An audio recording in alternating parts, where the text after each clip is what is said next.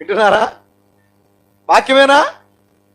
Bible అది కాదంటానికి లేదు. కాబట్టి ప్రభు నామాన్ని ప్రార్థన చేస్తా, రక్షించబడతాను.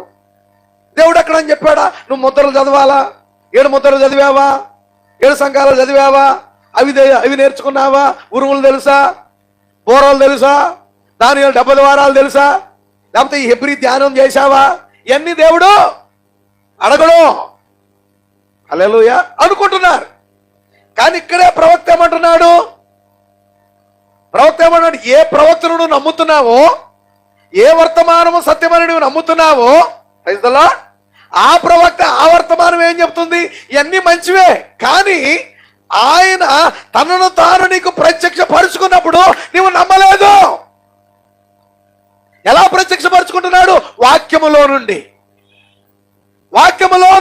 ఆయన తాను బయలుపరుచుకుంటున్నాడు. ఈ ఏప్రిల్కి రాసిన పత్రికలో ఏ రీతిగా బయలుపరుచుకుంటున్నాడండి ఆయన? మనం అంతా ఈ వర్తమానాలతో ఏ రీతిగా ఆయన తను తాను మనకు ప్రత్యక్షపరుచుకుంటున్నాడు? మన విశ్వాసాన్ని ఎంతగా బలపరుస్తున్నాడు ఆయన. దేవునికి మహిమ కలుగును గాక. హల్లెలూయా.